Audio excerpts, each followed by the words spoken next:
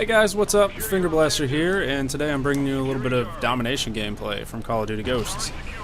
Yeah, so it's been pretty fun so far. I'm really enjoying it a lot.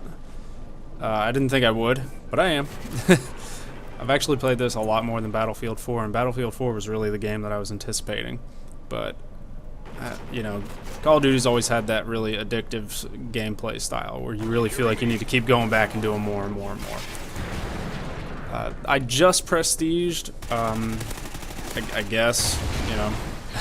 I hit 60 with my first character, got my second character, and I chose the, like, stealth package or whatever you call it. And so the only thing I did was I took the honey badger and I took off the secondary, the tactical, the lethal, and I added in ready up so I could aim quicker off of running, because I do a lot of springing to get place to place, and you know, I'm sure most people do. And make sure you close that off if you're playing Domination just there. Always close off those gates from their spawn. And so I put ready up on, and then I bought amplify. You know, I still had like 140 something squad points laying around. So I decided that'd probably be a good thing to do.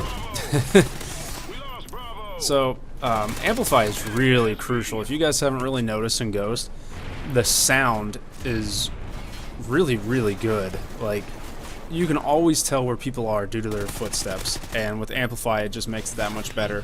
Not to mention you can actually track the people that are using dead silence, which is part of this build here. The only thing it doesn't work on, and something that I've been doing for a long time in Call of Duty, as long as footsteps have been around and everything like that, is when you crouch and you move forward, you don't make any noise at all. Amplify doesn't detect it either, so that's kind of odd. I wish they would fix that, but, you know, that being said, use it to your advantage. If you know you're like pushing up on a group of people and you're coming around a corner, you just crouch down, take your time, move your way up. They won't hear you, and you can just get in there and murk them. Pretty much I use silencers on almost every gun, so it is kind of nice that the Honey Badger has that built-in silencer on this build. But then again, you know, I've used, you know, AK-12 with a silencer, Remington with a silencer, the SC-2010 with a silencer, all really good, and it doesn't sacrifice too much damage, but you kind of notice it at range, and especially like here with the Honey Badger, you'll see a clip later on where I'm shooting a pretty good distance. Yeah, I was pissed about that. Where I was shooting a pretty good distance, and it really didn't do dick. Like, I lit him up with a good, like, I don't know, probably 8 bullets or so. I have no idea, but I just felt like it didn't really do dick for damage.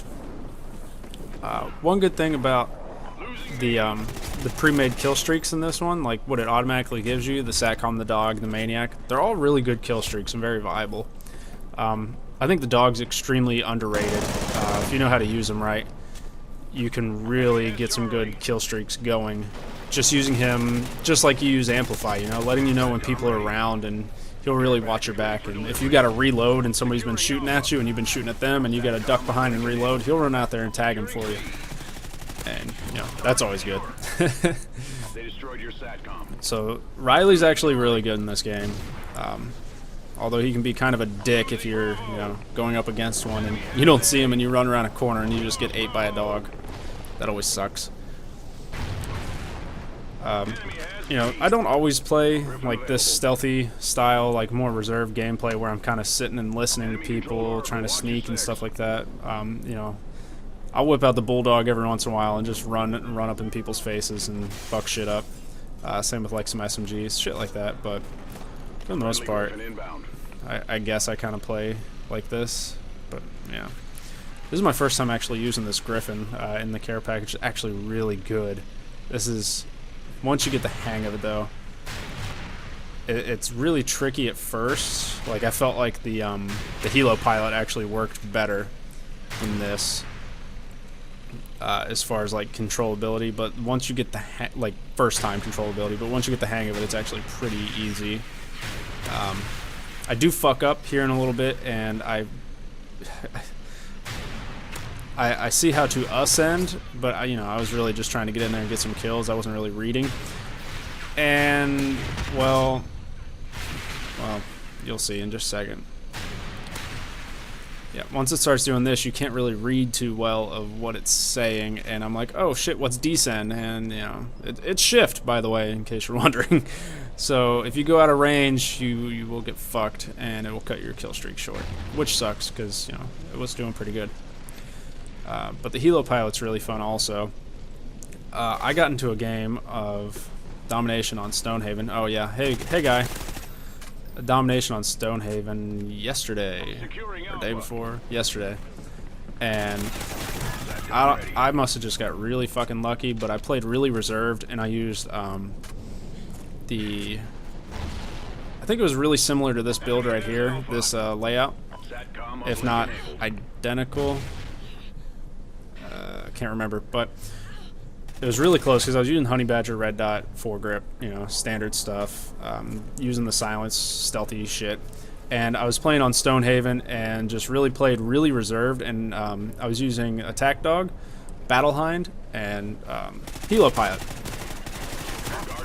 Well, for some reason my DX story wasn't working yesterday, because I finally found a good lobby, and I turned it on after the game was on, and I know you gotta restart your games, but I really didn't want to leave that lobby, so I couldn't get it to work, and I ended up going on a 42 kill streak.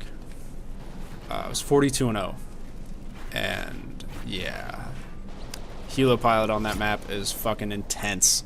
We had A and C lockdown, and then B was actually half capped, and it was open. Yeah, I fucked up here. I kind of went back out. I didn't know what to do. Yeah, B was half-capped, so it was open, and their team was spawning right behind B, and I was up in the area where you take the ladder to get up, and it's on the back side towards the edge of the map. And, yeah, so I called in a Helo Pilot, and I pulled down, I think, 16 kills just with the Helo Pilot, because they kept running into B. It was pretty awesome. The only thing I did find was... I don't know what it was, because I hadn't had this problem before, but my Helo Pilot wasn't doing that much damage. I don't know if it kind of nerfs your damage as you progress in kills or what, but I was lighting people up for about 20 rounds before they would die. It was weird. Yeah. So, yeah, and this fucking scope, I hate that scope. The thermal or whatever, it zooms in way too fucking far. Like, it'd be good for a sniper, but as far as assault rifles, it's a little too much. And here I go wasting some ammo, because, you know, that's always fun. And I don't have focus on, so it's kind of circling around. That's another really good perk that I use on a few of my builds, is focus. It helps out a lot because it reduces your kick when you get tagged with a bullet. So if you're going one-on-one against somebody and you're shooting at each other, you will win that fight majority of the time, as long as you have your aim straight. Yeah, this pisses me the fuck off too. Fucker. But focus is really good. That's something else I use on assault rifles, and it's been working really well. And yeah, whenever you see these Helo scouts up, they're hanging out of the side of the goddamn helicopter. Just shoot them. Bye-bye! Bye-bye now! But, Maniac Killstreak is a lot of fun also. That's something I've gone on a few tears with. You just really have to play it smart. You know, stick to your covered areas. Try not to get in a big grouped up area, because if you get about 3 people firing on you, you will die. You die pretty quick. It doesn't have a lot of health, and your health does not regen either. Yeah, this is the clip I was talking about as far as power. Yeah, I don't know.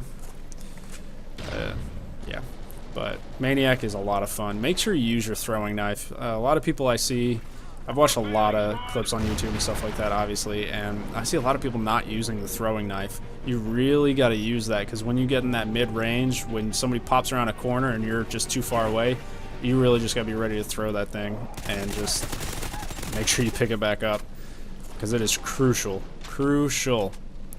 You know, make sure you're maneuvering, laying down, ducking around, sticking to the edges when you're using Maniac, and you will get a lot of kills. As far as like another gun that I just picked up that's really fun is FAD, just because it has a really high fire rate and actually has pretty good power. It's not too great at long range, but then again I use it with a silencer. Like I said, I kind of tend to use silencers on the weapons. But you know, it's got a really high rate of fire, so as you can imagine, it's not really the most accurate at range. But as far as like mid to like close, it's really, really good.